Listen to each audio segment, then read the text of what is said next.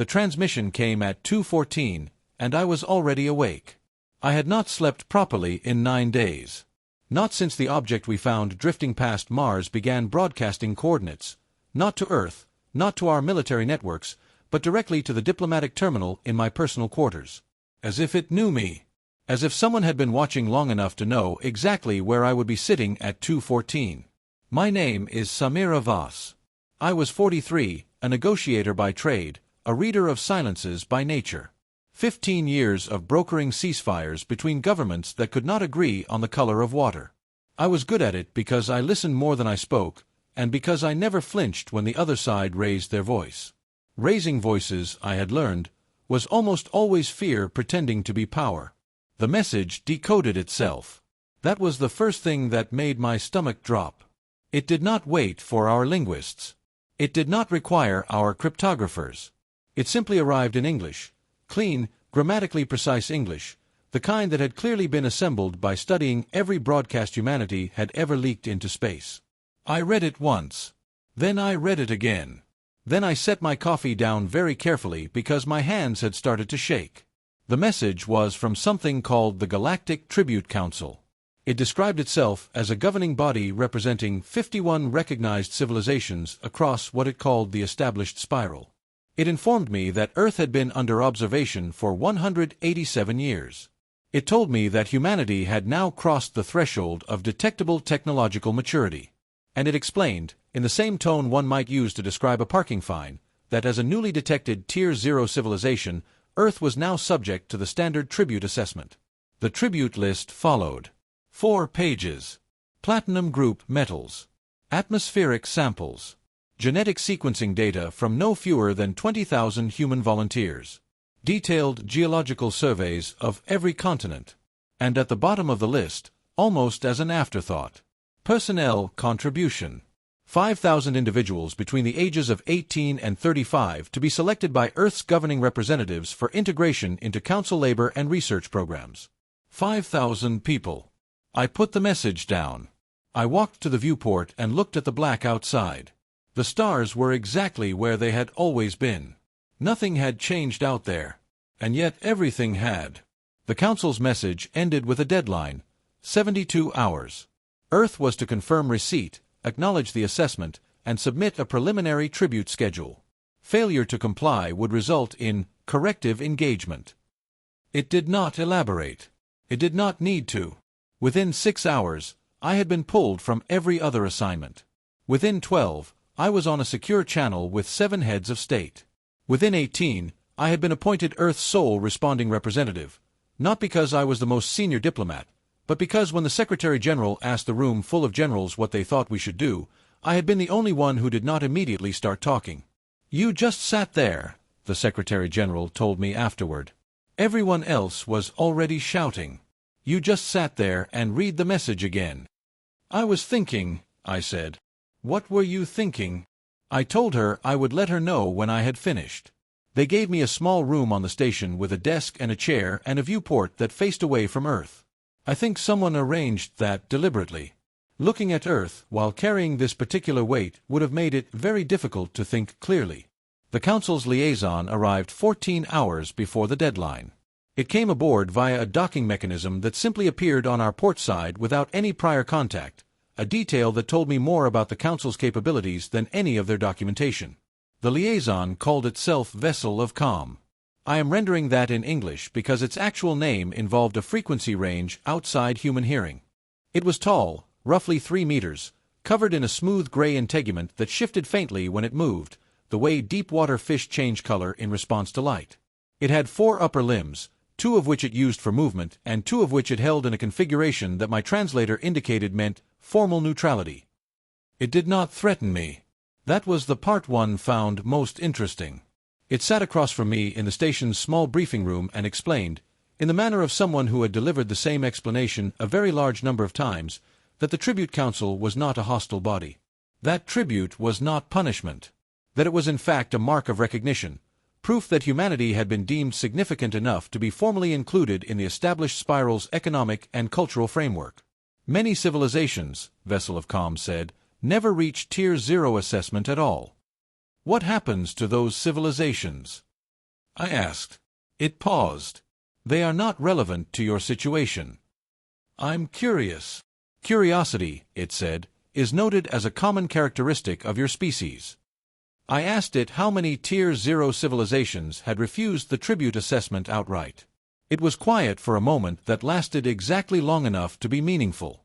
The question is not applicable, it said. The assessment is not a negotiation. Everything is a negotiation, I said. I've been doing this for 15 years. It looked at me with eyes that were horizontal slits, pale amber, utterly still. You are very small, it said. I could not tell afterward whether it meant me specifically or humanity in general. I decided it did not matter. The answer was the same either way. It left. The deadline clock ticked down. I sat at my desk and read the tribute list one more time. 5,000 people. I thought about who they would be. I thought about how they would be chosen. I thought about the fact that someone on Earth would have to look 5,000 people in the eyes and explain that their names had been written on a list they had never agreed to be on. I picked up the response terminal. I looked at the cursor blinking on the empty reply field. Then I put the terminal down, found a notepad and a pen in the storage cabinet, and brought them back to the desk. There is something about holding a pen that focuses the mind in a way a keyboard never quite manages. A pen commits you. A pen means you have already decided. And I had. I just needed to be completely sure that I meant it. Outside the viewport, the stars were still exactly where they had always been. 10,000 years of human civilization had looked up at them and wondered what was out there. Now we knew. And what was out there had sent us a bill. I held the pen. I thought about what I was going to say. And slowly, with a particular calm that comes not from the absence of fear, but from having looked at it long enough that it becomes familiar, I stopped shaking. I wrote one word. I looked at it for a long time to make sure I meant it all the way through. I meant it. The station's lower deck was where the junior crew went when they needed somewhere quiet. I found it by accident on my second night, a long corridor of small windows, folding chairs bolted to the floor, a water dispenser that had been broken for months. A young man was sitting in one of the chairs when I walked in. He had dark circles under his eyes and the careful, slightly hunched posture of someone carrying a weight they were trying not to let anyone else notice. His name was Elias Cortez, 22 years old. Communications relay technician. I had seen his name before, on a preliminary internal document that Earth's coordinating committee had begun assembling. A list of people who might be considered for the personnel tribute, should we decide to comply. Elias was on it, near the top. Flagged because he had no immediate family dependents, no critical infrastructure role, and a skill set the Council's intake documents had specifically requested. He did not know his name was on that list. I was certain of it from the way he said hello to me, a little shy, slightly surprised that someone as visibly senior as I was had made eye contact with him. "You're the one talking to them," he said. Not quite a question. "I'm the one responding to them," I said. "There's a difference." He thought about that. "Is there really?" "Yes. Talking to someone means you're having a conversation. Responding to someone means you're deciding how to answer a question they've already decided the answer to." He leaned against the wall, looked out through one of the small windows. The stars were pale and fixed and indifferent. "What are you going to say?" "I hadn't decided yet," I said. Which was partly true. I had decided on the shape of it. I had not yet decided if I had the right. We stood there for a while, not speaking. Elias told me eventually that he had grown up in a small desert town where the sky was wide and the summers were long, and people had a habit of understatement, saying "not bad" when they meant beautiful, and "a bit much" when they meant unbearable.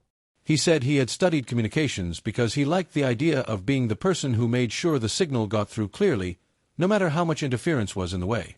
"That's a good way to think about it," I said. "Are you scared?" he asked. The way young people sometimes ask things directly, without the careful framing that comes with age and professional caution. I considered lying. I considered the diplomatic non-answer. Then I thought about the weight he was carrying without knowing he was carrying it. He deserved better than performance. "Yes," I said.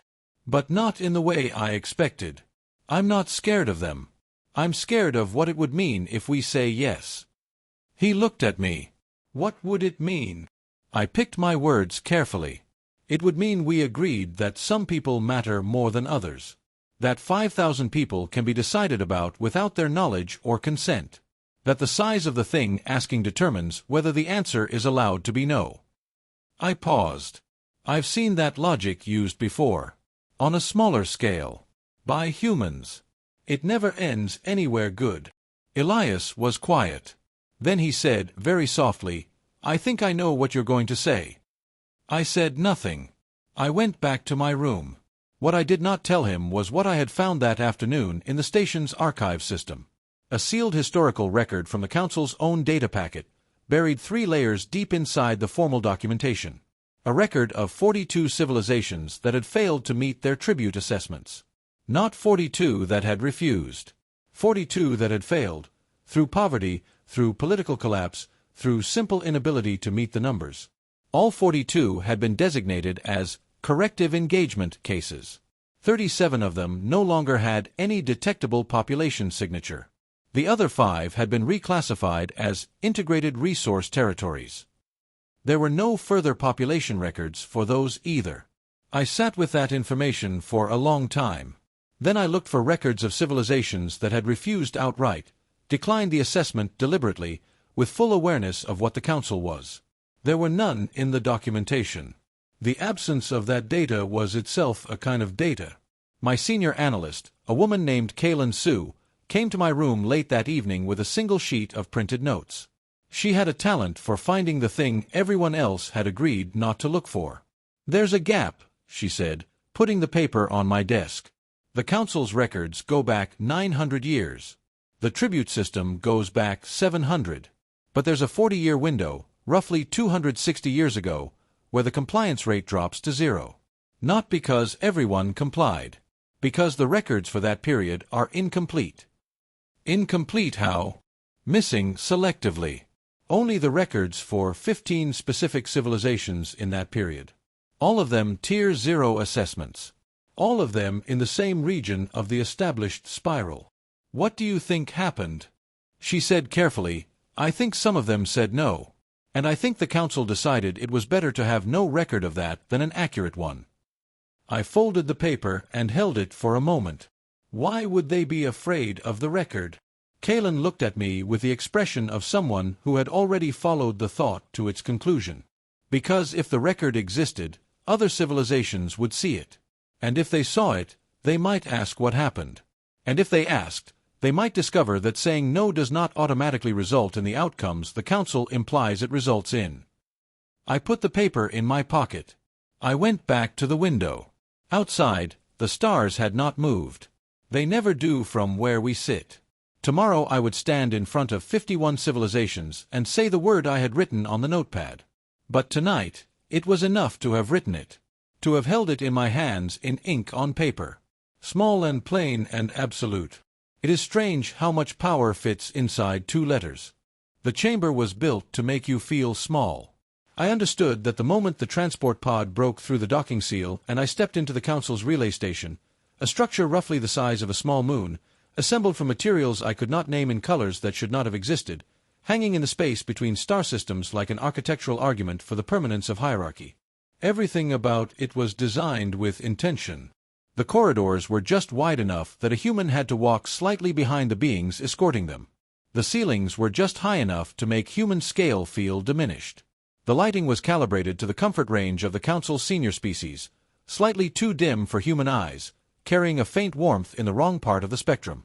Everything I looked at had a barely perceptible wrongness to it, like a familiar room rearranged by inches in every direction. I had been in rooms designed to diminish me before. Negotiating tables where the chairs were lower on one side. Offices where the light came from behind the other person's head. Humans do it to each other constantly, usually without admitting it. The Council did it structurally, architecturally, at a scale that suggested long practice. I straightened my back and walked at my own pace and said nothing about any of it. The Council chamber itself was a sphere, not a hemisphere, not an amphitheater, but a true sphere. Observation platforms arranged at every angle so that representatives from every species were looking inward at the same central point from different heights and orientations. Some of them were upside down relative to my position. The effect was deliberately disorienting. There was no head of the table. No position of visual authority. Except, of course, there was. The arbiter's platform was positioned at dead center of the sphere, suspended in open air at a height that placed it fractionally above every other platform. The difference was small enough that most species might not consciously register it. I registered it immediately. 15 years of learning to notice exactly that kind of thing. The arbiter was called Stillness Unbroken. Its species did not appear in any of the Council's documentation. Elongated, silver pale, moving with a slowness that implied either great age or extraordinary deliberateness. Its voice, rendered through translation, was a clean baritone, not its natural register, I suspected. A frequency selected to communicate authority to the widest range of listening species simultaneously. The chamber was full. Every platform occupied. Representatives from 51 distinct species, some present in person, some transmitted as precision holograms, all watching the same central point. Which was me. I was the only human in the room. I had requested no escort, no support staff, no additional diplomatic presence. The Council's protocol permitted up to 12 representatives. I had submitted one name, my own. Stillness Unbroken began the session. It spoke in 15 languages simultaneously, layered into the translation system so that every species heard the opening statement in their own tongue. I heard English. A formal recitation. The history of the established spiral's tribute framework. Its purpose.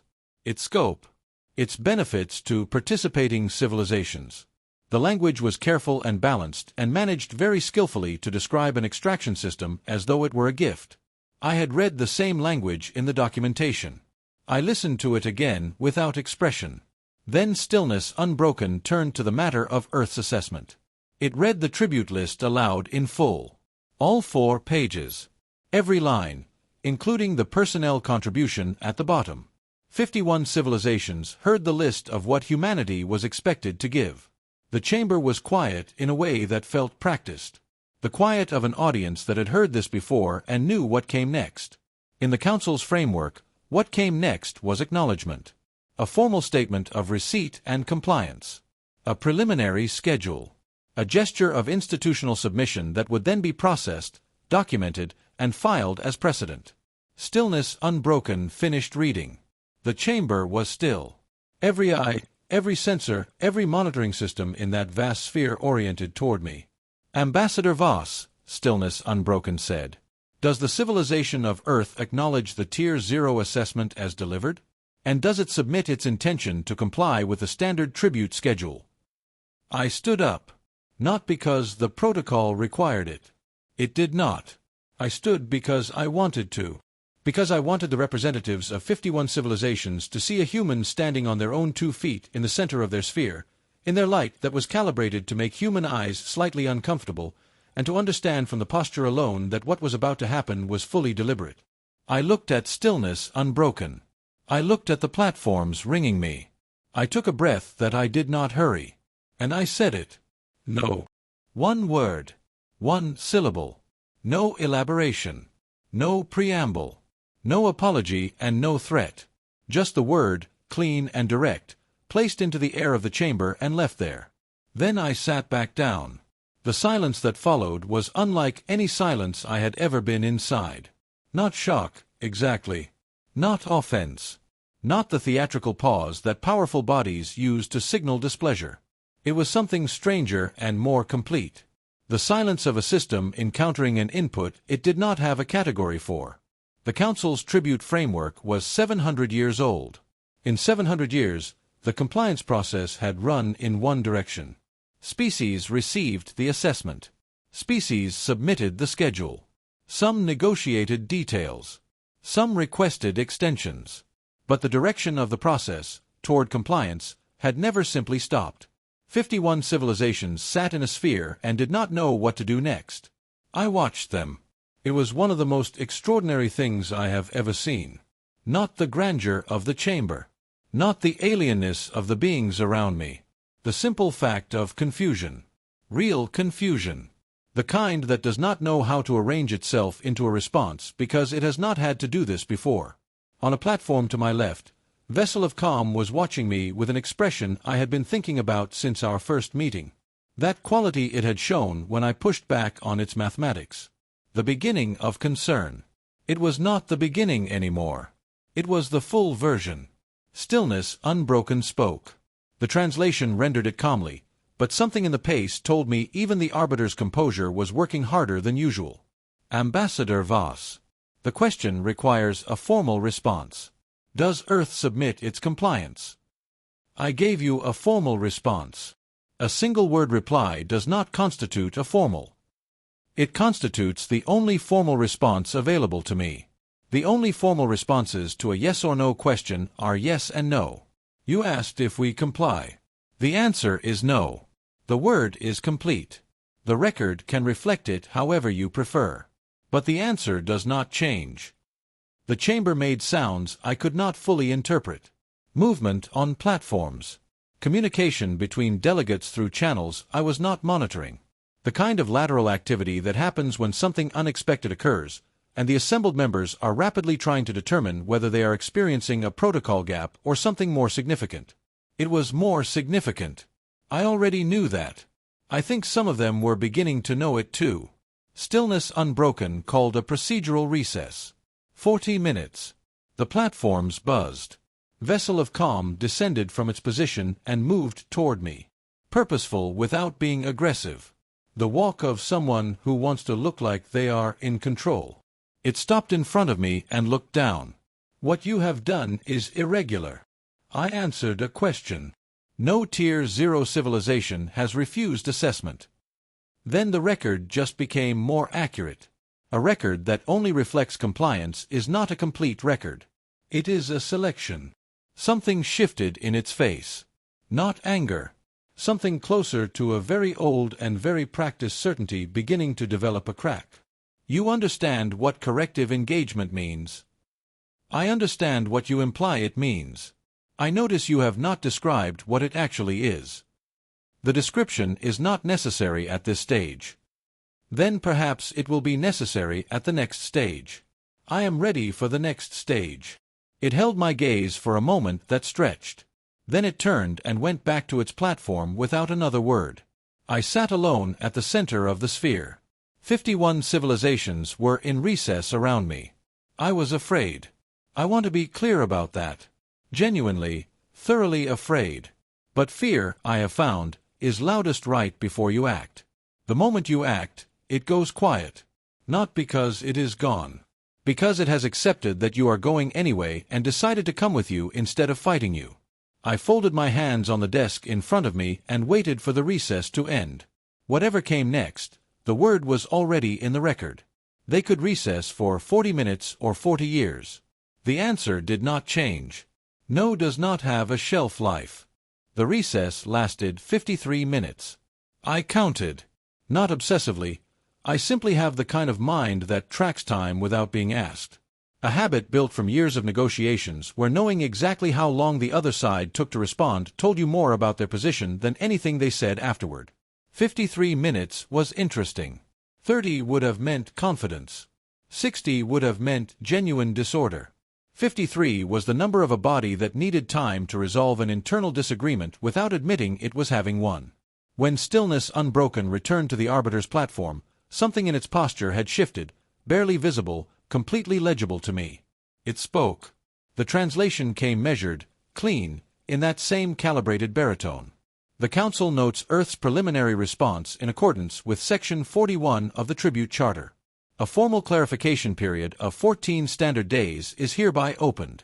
During this period, Earth's delegation is invited to submit a revised position or to present any extenuating documentation it believes relevant to the assessment. I had not expected that. 14 days was not a punishment. It was not a warning. It was a door being opened sideways, quietly, without any participants officially acknowledging it was happening. In the language of international bodies, which I had spent my career learning to read, it meant, we are not yet sure how to proceed, and we need time to discuss it among ourselves without this appearing in the record as uncertainty. I stood up. The delegation of Earth thanks the Council for the clarification period.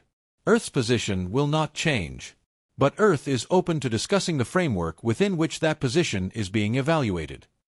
Stillness Unbroken's pause was exactly 3 seconds. Noted. The session closed. I was escorted back to the docking corridor by different functionaries than the ones who had brought me in, also interesting. Then the transport pod. Then the relay station. Kaylin was standing at the docking bay door, looking at me with an expression I had never seen on her face before. "They gave you 14 days, she said. "Yes.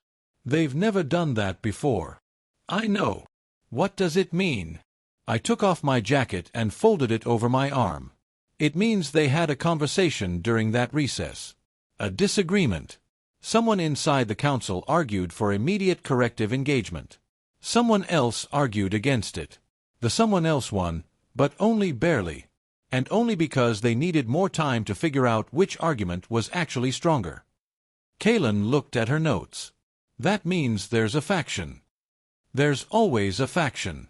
In every body large enough to call itself a governing structure, there is always the group that benefits from the current arrangement and the group that merely tolerates it.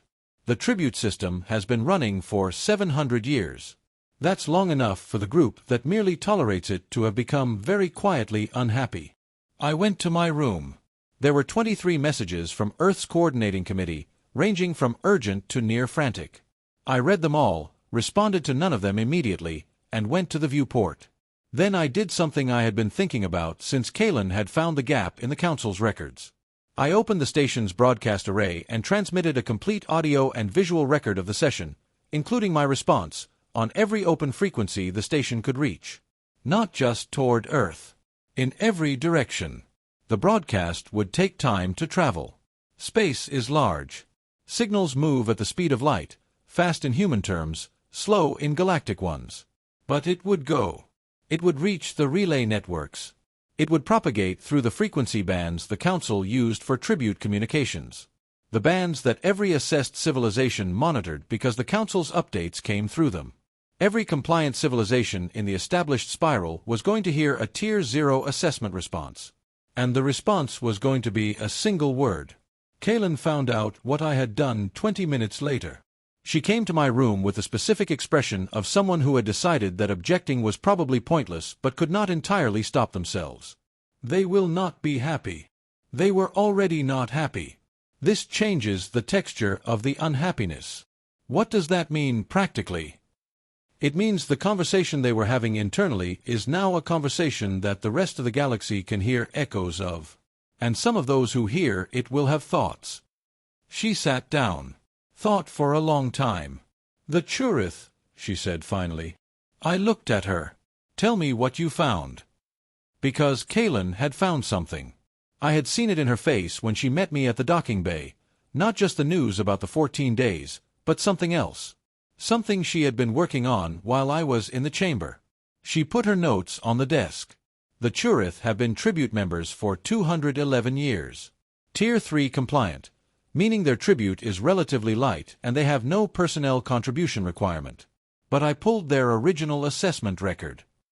She paused. They were initially assigned Tier 0. I sat very still. They negotiated down. That's what the record says. But the negotiation is described in 3 lines. That's unusual. Typical negotiation records run to dozens of pages. 3 lines suggests the record was summarized after the fact. She met my eyes. Or edited. Or they refused. And something happened that the Council would prefer not to have documented as a successful refusal. 211 years ago, I said. Which is inside the window you found. The 40-year gap. We looked at each other. "The Churith delegate who was watching me during the session," I said. "I noticed that too. I want a channel to them. Unofficial. Through the lowest traffic frequency band we have access to." Kaylin was already writing it down. "I'll have it in 2 hours." The channel came through in 90 minutes. The Churith delegate, the one who had watched me with that particular expression of recognition, identified themselves by a tone sequence I rendered in my notes as Sil. Their translated voice was light, layered with a quality that reminded me of someone speaking carefully in a room where they were aware of the acoustics. "You said no," Sil said. "Yes. No one says no. Someone just did. A pause. We said no 211 years ago. But there were 3 of us. And we did not say it in the chamber. Another pause. Longer. We said it privately. The council offered us Tier 3 reclassification in exchange for our public compliance. We took it. We were afraid. I held the communication terminal carefully. What happened to the others? The ones who refused in that period. Some were absorbed. Some were corrected. Some, Syl hesitated. Some we do not know about. Their signals stopped. We were told it was corrective engagement. We believed it because we were afraid not to. A longer silence. Then, and now a Tier 0 civilization has said no. In the chamber. On the record. Broadcast to every frequency.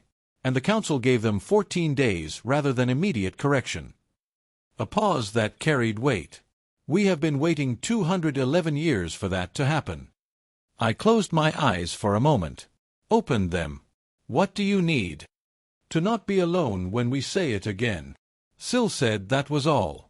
We never needed anything else. The 14 days passed. Not quickly. Nothing in the council's framework moved quickly, but with a particular acceleration of something that had already decided its direction and was only going through the motions of deliberation. On the 9th day, 3 things happened in rapid succession. First, a formal communication from a species called the Ven, Tier 2, assessment records carefully studied, requesting access to Earth's broadcast transmission logs for documentary purposes. Phrased as a routine archival request. It was not a routine archival request. Second, a message from Vessel of Calm. No preamble. No formal salutation. Just text rendered through translation in that flat, efficient register. We modeled every possible human response to the assessment. 163 probability branches. We did not include the branch you chose because our models assumed every civilization operates from a primary motivation of self-preservation above principle. We are revising the models. This is noted for your information. I read it twice. Then I sent back 2 words. You're welcome. Third, a quiet notification from Kalen.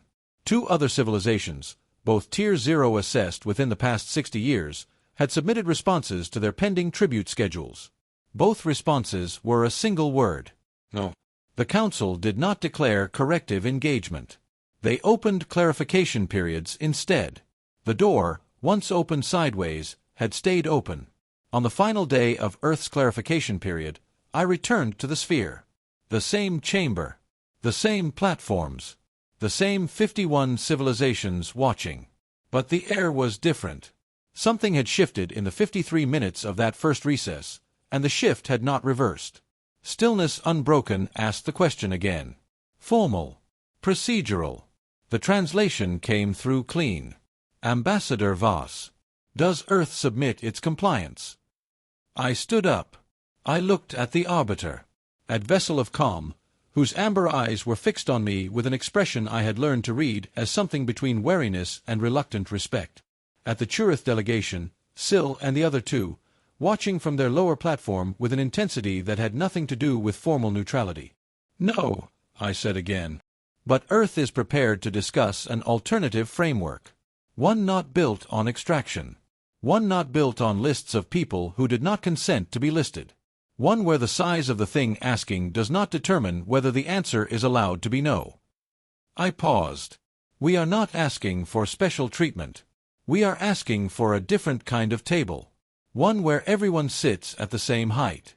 One where the record is complete, including the parts where civilizations refused. Including the parts where the council learned something it did not expect to learn. Silence. But a different silence than the first time. Not the silence of a system encountering an input it had no category for. The silence of a system beginning to understand that it would have to create a new category. Stillness Unbroken spoke after a measured pause. The council will consider Earth's position. The clarification period is extended by 30 standard days for the purpose of framework discussion. Earth's delegation is invited to submit a formal proposal. I sat down. My hands were steady. Outside, in the dark between stars, the broadcast was still traveling. It had reached 17 species so far, Kalen was tracking the relay pings.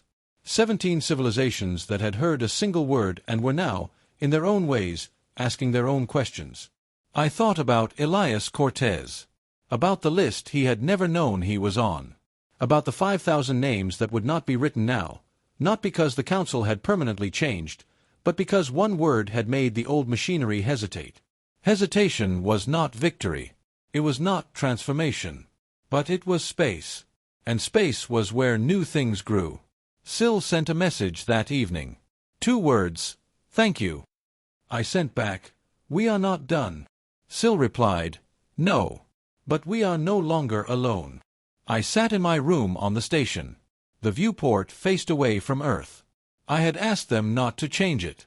Looking at the stars was easier. The stars had not voted. The stars had not put anyone on a list. The stars simply existed, indifferent and eternal, which was not the same as being neutral. Indifference is not the opposite of care. It is the absence of the question. We had asked the question. That was the difference now. The clarification period would stretch. The framework discussions would take years. Some factions within the council would resist. Some would quietly assist. The Churith would say their no again, publicly this time, in the chamber, on the record. The Ven would follow. Others would watch and wait and decide. But the record was different now. A crack in a very old wall. Even a small crack is not the same as a wall with no crack in it. I picked up the notepad. The word was still there, written in ink on paper. 2 letters. I looked at it for a long time. Then I closed the notepad and put it in my pocket. Outside, the stars were exactly where they had always been. Nothing had changed out there. And yet everything had. The signal was still traveling. The silence was still breaking. And somewhere in the vast dark between the stars, 5,000 names that would never be written on a list were going about their ordinary lives. That was the work. Not the grand gesture in the sphere. The ordinary, quiet, persistent refusal to let the machinery decide who mattered. I stood up, walked to the window, pressed my hand against the glass. The stars did not answer. They never do. But for the first time in a very long time, I did not need them to. We had said enough. We had said it clearly. Now we would keep saying it, as many times as it took, until the silence broke for good. The 30-day extension became 6 months. Then 12. The Council's framework discussions moved with the slow gravity of an institution that had never been asked to reconsider its foundations. But they moved. That was the difference. Not speed. Direction. Earth's formal proposal was 1 page. Not because we had nothing to say, because we had decided that the point was not to match the Council's bureaucracy with more bureaucracy. The proposal had 3 clauses. First, no personnel tribute. No lists. No human being would ever be sent anywhere without their explicit, informed, revocable consent. Second, any resource contribution from Earth would be voluntary, negotiated, and paired with full transparency about where it went and why. Third, the Council's records would be opened. The 40-year gap would be filled. The civilizations that had been erased from documentation would be named, remembered, and acknowledged. The Council did not accept the proposal. Not immediately. But they did not reject it either. They created a working group. The working group met for 14 months. The Churith joined it. The Ven joined it. 4 other species, all Tier 2, all with long quiet histories of tolerating rather than benefiting, joined it. Earth sent Kalen Sue. She was better at procedural work than I was, and she had the patience for rooms where nothing seemed to happen for hours. I went back to Earth. Not retired, there was no retirement from this work, but relocated. I sat in my garden. The tomatoes were doing well. The lavender needed trimming. The spider was still working between the canes. Elias Cortez came to visit on weekends. He brought tomato plants from his mother's greenhouse. He turned the soil while I watched. He did not talk about the council or the tribute or the list he had never known he was on. He talked about his work at the Galactic Relations Office. About the signals they were receiving now, not demands, not assessments, just questions. Civilizations reaching out to ask, simply, how did you do it? What do you tell them? I asked. He thought about it. I tell them we said no. And then we kept talking. That seemed right. The spider finished its web. The tomatoes ripened. The lavender grew wild because I never remembered to trim it. The journalist, Fiona Marsh, published her piece. It was not about the politics or the strategy or the 14 days. It was about the garden. About a woman sitting in a folding chair, drinking terrible water, holding a pen. About a young man who did not know his name had been on a list, and a word that traveled at the speed of light in every direction. The piece ended with a quote from me that I did not remember giving. Clarity is different from bravery. Bravery is doing something despite fear. Clarity is when the fear and the decision stop fighting and agree on the same direction. I read it 3 times. I decided I probably had said it. 3 years later, the council voted. The tribute framework was not abolished. 700 years does not end in a single vote, but it was amended. The personnel contribution clause was removed entirely from all Tier 0 assessments. The record gap was opened. The civilizations that had been erased were named. Some were gone. Some were not. The ones that remained were offered reclassification and reparations. The Churith accepted. The Ven accepted. Others, who had been waiting for a very long time, began to speak. Vessel of Calm requested a transfer to observational duties. It sent me a message on the day the vote passed. 11 words, "Your species models differently. We are still revising." I sent back, "Take your time." Elias Cortez was promoted. He sent me a photo of his new office, a small room with a window that faced away from Earth. He had put a tomato plant on the desk. The plant was thriving. I was not surprised. I still have the notepad. The ink has faded. The word is still legible. No. I keep it in the pocket of the jacket I wore to the sphere. The jacket hangs in my closet. I do not wear it often. But I know where it is. The signal is still traveling. It will cross the galaxy's width eventually. It will reach civilizations the Council has not yet discovered. It will reach places where no one has ever heard of Earth. And it will carry the same word, clean and direct, through the dark between stars. No. Not a threat. Not a negotiation. Just a fact. One species, small and late to the meeting, refusing to treat people as currency. Refusing to believe that size determines right. Refusing to be silent. The spider is gone now. The canes are empty. But the tomatoes are still growing. The lavender still needs trimming. The stars still come out every night, indifferent and eternal, and that is fine. They do not need to care. We care enough for everyone. Elias is coming over tomorrow. He will bring more plants. We will turn the soil. We will not talk about the council or the tribute or the word that changed things. We will talk about the weather and the tomatoes and whether the lavender will survive another winter. It will. It always does. That is what surviving means. Not never being afraid. Not never being wrong. Just continuing. Just saying the word and then saying it again and then sitting in the garden while the stars turn and the plants grow and the galaxy learns, slowly, that the silence was never empty. We were always here. We were always listening. And when we finally spoke, we did not shout. We just said no.